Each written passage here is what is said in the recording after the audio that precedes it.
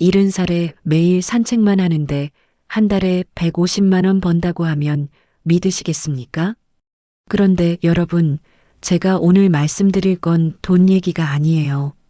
제가 택배 도둑 누명 쓰고 경찰서 갈 뻔한 이야기, 새벽 3시에 한 사람 목숨 구한 이야기, 그리고 몰래 카메라에 찍힌 제 모습이 온 아파트에 퍼진 이야기입니다. 오늘 다 말씀드리겠습니다. 안녕하세요. 저는 올해 70이고 이름은 박희순이라고 합니다. 작년 이맘때까지만 해도 저는 그냥 집에만 있었어요. 남편은 작년에 돌아가셨어요. 한동안 많이 힘들었어요. 안정이 안 되고 잠도 안 오고 적응이 되는데 좀 시간이 걸렸어요. 실은 그렇게 금슬이 좋은 사이도 아니었는데 말이죠. 있을 때는 꼴도 보기 싫어 일부러 밖으로 외출도 하고 했는데 막상 곁에 없으니 많이 허전하더라고요. 제 수입은 유종연금 80만 원, 기초연금 30만 원 합쳐서 110만 원이었어요. 하루 종일 말 한마디 안 하는 날도 있었어요. 외로웠어요. 그런데 8개월 전 아파트 산책하다가 1층 어떤 집 앞에 택배가 수북이 쌓인 걸 봤어요. 출근하는 젊은 여자분이 택배 보고 한숨 쉬면서 또 이렇게 쌓였네. 그러더니 그냥 두고 가더라고요. 그때 생각했어요. 내가 대신 받아들이면 어떨까? 그날 저녁 용기 내서 초인종 눌렀어요. 제가 대신 받아들일까요? 저 집에 늘 있거든요. 그 여자분이 진짜요? 한 달에 5만 원 드릴게요. 그렇게 첫 고객이 생겼습니다. 일주일 뒤 옆집에서, 2주 뒤 또 다른 집에서 입소문이 났어요. 동해 택배 받아주는 할머니 있대. 한 달 만에 10가구, 15가구. 순조로웠어요. 모든 게 완벽했어요. 그런데 딱 한 달째 되던 날, 제 인생에서 가장 황당한 일이 벌어졌습니다. 제가 택배 도둑으로 몰렸어요. 그날도 평소처럼 택배를 받았어요. 503호 김님 택배, 저는 항상 하던 대로 제 집 현관에 놓고 문자 보냈어요. 김님 택배 한 개 왔어요. 그런데 저녁 8시쯤 핸드폰이 울렸어요. 여보세요? 그 집 남자 목소리였는데 화가 잔뜩 나 있더라고요. 택배 어디 있어요? 네, 제 집 현관에 있는데요. 문자 드렸잖아요. 지금 갔는데 없는데요. 분명히 배송 완료됐다고 나오는데 제 머릿속이 하얘졌어요. 급하게 현관 나가서 확인했는데 정말로 없었어요. 분명히 거기 놓았는데 사라졌어요. 저기 분명히 놨었는데요. 잠깐만요, 찾아볼게요. 온 집 안을 뒤졌어요. 혹시 제가 다른 데 놨나 싶어서 없었어요. 어디에도 없었어요. 할머니, 지금 장난해요? 거기 80만 원짜리 노트북이었어요. 80만 원. 80만 원. 제 손이 떨렸어요. 죄송합니다. 제가 찾아볼게요. 분명히 있었는데. 찾아보긴 뭘 찾아봐요? 할머니가 잃어버렸으면 책임져야죠. 전화를 끊었어요. 저는 그 자리에 주저앉았어요. 80만 원. 제가 어떻게 물어드려. 유종연금이 80만 원인데. 한 달 생활비인데. 그날 밤 한숨도 못 잤어요. 다음 날 아침 7시. 초인종이 울렸어요. 503호 그 남자분이었어요. 얼굴이 굳어 있었어요. 할머니, 경찰 신고할 거예요. 네, 경찰이요? 택배가 없어졌으면 누가 가져갔는지 확인해야죠. CCTV 확인하고 경찰 불러서 조사할 겁니다. 그 순간 제 눈물이 났어요. 제가 정말 잘못했어요. 제가 잃어버렸어요. 제가 물어드릴게요. 그런데 그 남자분이 갑자기 말을 멈추더니 핸드폰을 보여줬어요. 거기엔 CCTV 영상이 있었어요. 저희 집 복도 CCTV였어요. 영상에는 제가 택배를 제 집 현관에 놓는 장면, 그리고 30분 뒤 어떤 남자가 슬쩍 와서 그 택배를 들고 가는 장면. 그 남자는 같은 층에 사는 20대 청년이었어요. 저는 그 영상을 보고 울음이 터져버렸어요. 할머니, 죄송합니다. 제가 할머니를 의심했네요. 그 남자분도 미안해 하더라고요. 결국 경찰이 와서 그 청년을 잡았어요. 알고 보니 그 청년은 다른 집 택배도 여러 번 훔쳤대요. 그날 저는 깨달았어요. 아, 이 일도 위험할 수 있구나. 그 일 이후로 저는 모든 택배를 제 집 안에 넣어놨어요. 현관 밖은 위험하니까. 그런데 여러분, 그보다 더 무서운 일이 일주일 뒤에 벌어졌어요.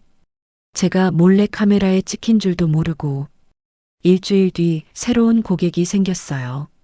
702호. 젊은 부부였는데 맞벌이래요. 할머니, 저희 집 택배 좀 받아주세요. 한 달에 5만 원 드릴게요. 네, 알겠습니다. 그날부터 702호 택배를 받기 시작했어요. 그런데 이상한 게 그 집 택배가 유독 많았어요. 하루에 3개씩, 4개씩, 일주일에 거의 20개는 됐어요. 뭘 이렇게 많이 시키지? 그런데 더 이상한 건 한 번도 가져가질 않는 거예요. 문자 보내도 답이 없고 전화해도 안 받고 제 집에 702호 택배가 쌓여갔어요. 10개, 20개, 30개. 이거 이상한데? 2주가 지났어요. 택배는 계속 오는데 가져가질 않아요. 저는 불안해졌어요. 혹시 이 사람들 사기꾼 아냐? 나한테 택배 보관시키고 잠적하는 건가? 3주째 되던 날, 드디어 702호에서 연락이 왔어요. 할머니, 죄송해요. 갑자기 급한 일이 생겨서 지방에 내려가 있었어요. 아, 그러셨군요. 택배가 많이 쌓였어요. 네, 오늘 저녁에 찾으러 갈게요. 그리고 할머니, 한 가지 드릴 말씀이 있어요. 네, 할머니. 저희가 몰래 카메라를 설치했었어요. 네, 현관 앞에요. 택배 도난 방지 때문에. 그런데 그 영상에 할머니가 찍혔어요. 제 심장이 쿵 내려앉았어요. 내가 뭘 잘못했나? 택배 훔쳐본 것도 아닌데. 할머니, 영상 보내드릴게요. 핸드폰으로 영상이 왔어요. 떨리는 손으로 재생 버튼을 눌렀어요. 영상에는 제가 매일 아침 702호 택배를 받는 모습. 그런데 택배가 너무 많아서 한 번에 못 들고 가는 거예요. 그래서 제가 왔다 갔다 하면서 3번씩, 4번씩 오르내리는 모습. 70살 할머니가 7층까지 계단으로 올라가면서 택배 나르는 모습. 땀 흘리면서, 숨 헐떡이면서. 그런데 제 얼굴엔 웃음이 있었어요. 이것도 운동이지 뭐 하면서 혼자 중얼거리는 제 모습. 영상을 다 보고 나니까 눈물이 났어요. 그날 저녁 702호 부부가 찾아왔어요. 두 손에 과일 바구니를 들고 할머니, 정말 죄송하고 감사해요. 저희가 할머니한테 너무 심하게 부탁한 것 같아요. 아니에요. 괜찮아요. 할머니, 이 영상 저희 아파트 단톡방에 올려도 될까요? 네. 할머니가 얼마나 성실하게 일하시는지 다들 알아야 할 것 같아서요. 그날 밤 그 영상이 아파트 단톡방에 올라갔어요. 다음 날 아침 제 핸드폰이 미친 듯이 울렸어요. 할머니, 저희 집도 부탁드려요. 할머니, 정말 감동받았어요. 저희 집도요. 할머니, 인터뷰 좀 하고 싶어요. 저 아파트 부녀회장인데 하루 만에 20가구 넘게 연락이 왔어요. 그 영상 한편으로 제가 유명해진 거예요. 그렇게 고객이 30가구까지 늘었어요. 한 달에 150만 원. 행복했어요. 정말 행복했어요. 그런데 여러분, 그보다 더 큰 일이 한 달 뒤에 벌어졌어요. 제가 한 사람 목숨을 구했어요. 새벽 3시에, 한 달 뒤 어느 날 밤, 새벽 3시였어요. 저는 잠을 못 자고 있었어요.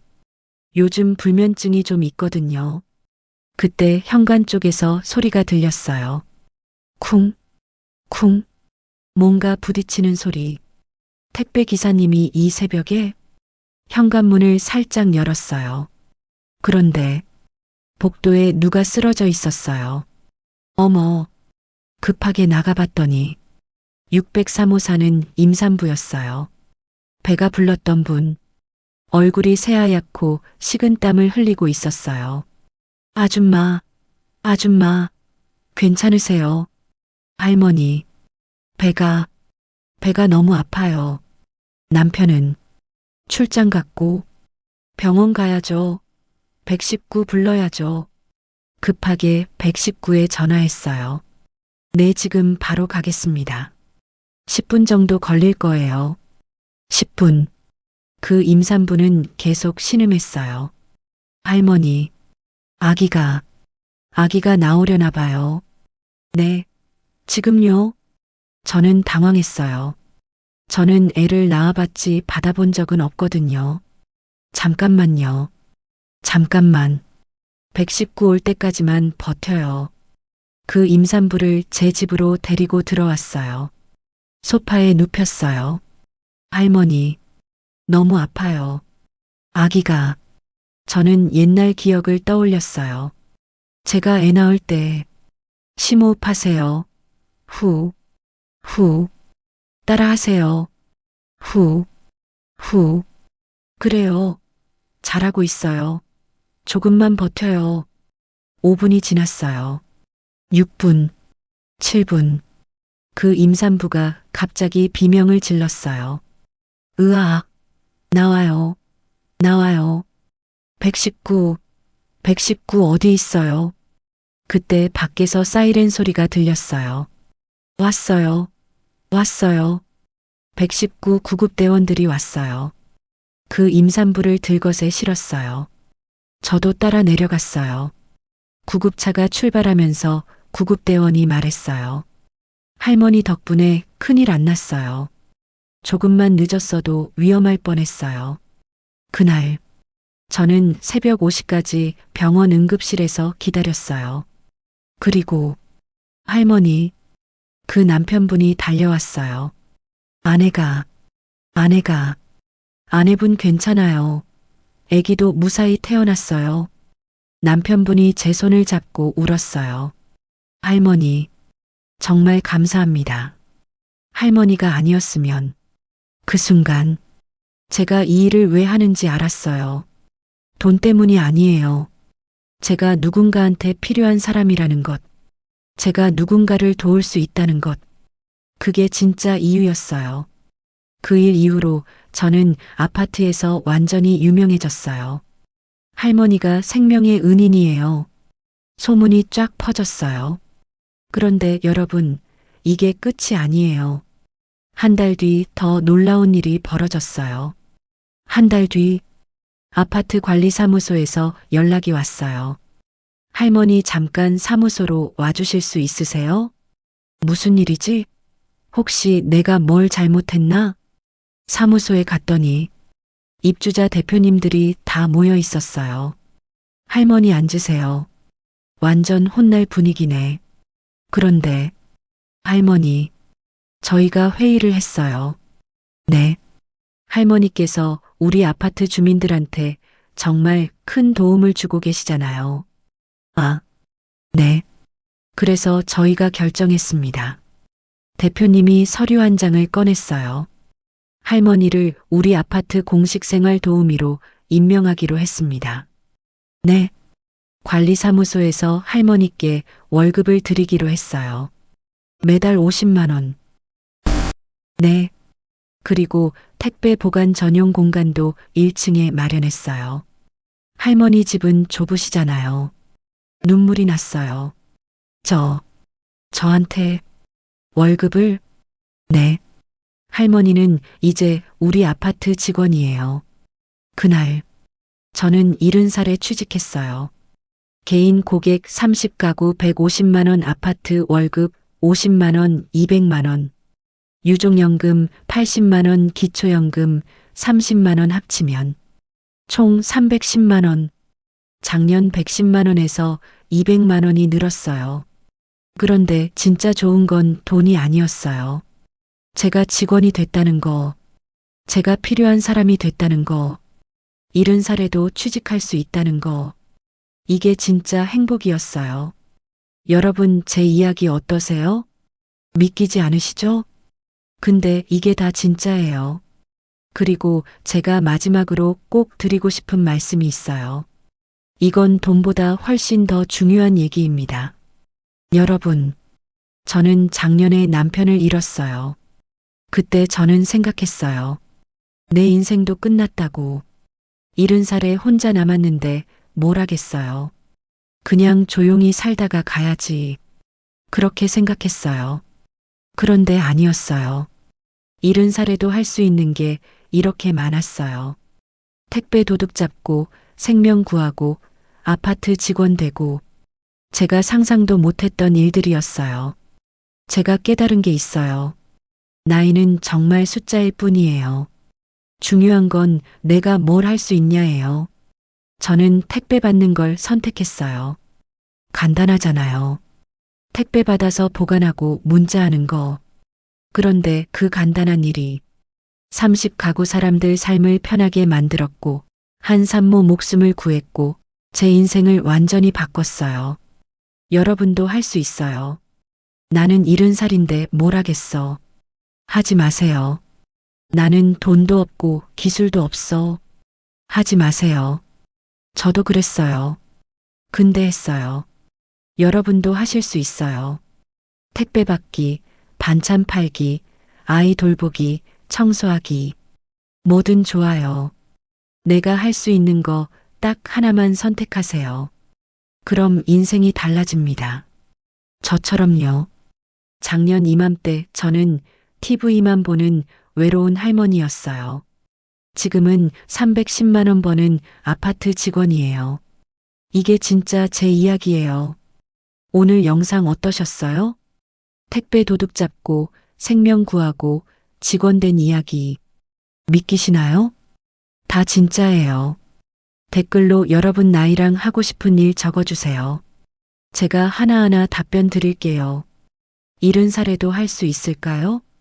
묻지 마시고 그냥 시작하세요. 저처럼요. 좋아요 누르시고 구독하시면 다음 영상에서 더 놀라운 이야기 들려드릴게요. 65세 할아버지가 동네에서 월 250만 원 버는 방법. 그 이야기는 다음 영상에서. 여러분 70살도 늦지 않았어요. 지금 시작하세요. 건강하세요. 사랑합니다.